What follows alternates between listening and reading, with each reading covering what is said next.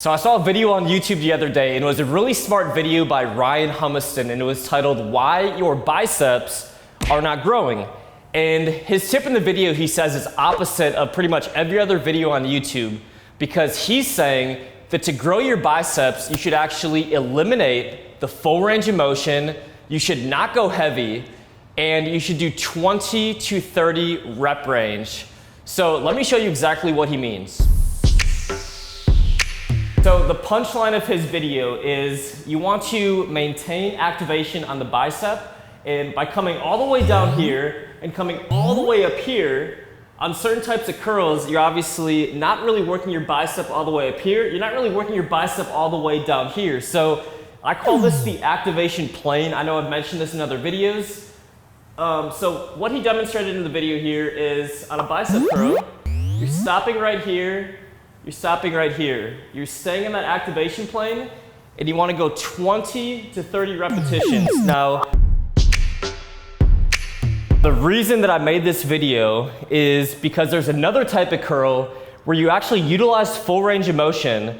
So it's opposite of what Ryan's saying, but in combination with the type of curl that he's recommending is going to give you the best results. And this is exactly what Charles Glass has taught me. And utilizing this full range of motion, but doing it the right way, has actually increased my bicep size from 17 inches to 17.5 inches in just a couple months, because I had never done it before. And the thing is, most of you guys aren't doing either type of curl. You're not doing the maximum activation curls, and you're not doing the full range of motion. So let me show you guys what I mean by this. If I'm just going and doing a curl right here, so this is what he's saying. You're staying in that activation plane right here. Now this is what Charles has made me do, which on certain types of curls just gives you incredible activation. So what he's taught me, and we don't do this on every type of curl, but what he's taught me is leaning in, and now we're going all the way in while maintaining that weight. You want to make sure that you're using your bicep to swing that weight up. So watch what I'm doing. I'm not going right here. I'm actually lifting my elbows. I'm forcing my bicep to squeeze all the way through that full range of motion. So let me show you on a spider curl, for instance. This is really great. So watch this. I want you guys to try this and tell me if you feel a difference in the activation. So, you know, this is great, but watch this. Watch what happens and watch how hard it is on my biceps to lift that bar up.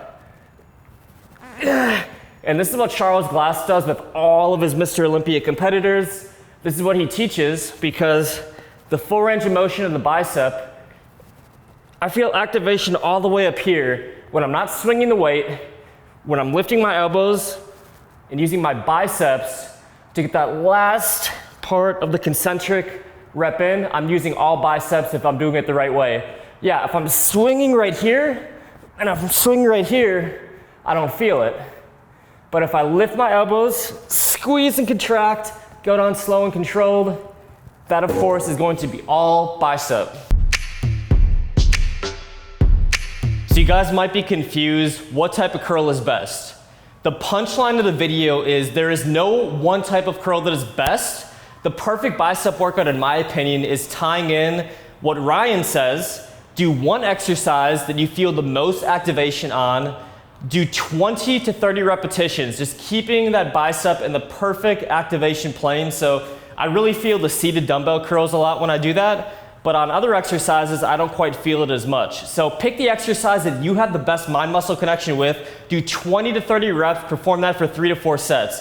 Then pick one exercise where you can go heavy, where you can go in the 8 to 10 rep range and really squeeze and get that full range of motion all the way to our forehead, really controlling the eccentric, and you want to go, 8 to 12 rep range on that. So remember, if you're utilizing the balloon method maximizes the 3 scientific ways that your body builds muscle. Metabolic stress is going to be maximized going 20 to 30 reps. Muscle damage and mechanical overload are going to be maximized by going a little bit heavier and focusing on the eccentric portion of the rep. So really, I want you to leave today's video and make sure that you are doing both methods in every single bicep workout.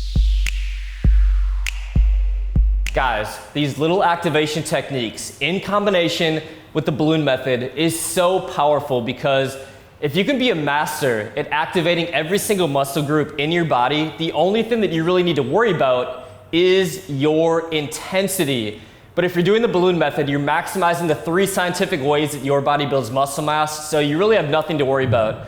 So I really hope you enjoyed today's video. If you did, give it a big thumbs up. And if you want to join the Superhuman Insiders currently on a balloon method training program, make sure that you tap that link down below in the description, and it will pair you with the perfect workout and nutrition program for your exact goal. So thank you guys so much for watching. Make sure that you tap that little notification bell right next to subscribe, because I'm now uploading videos 3 to 4 times a week, and I will see you guys on the next video.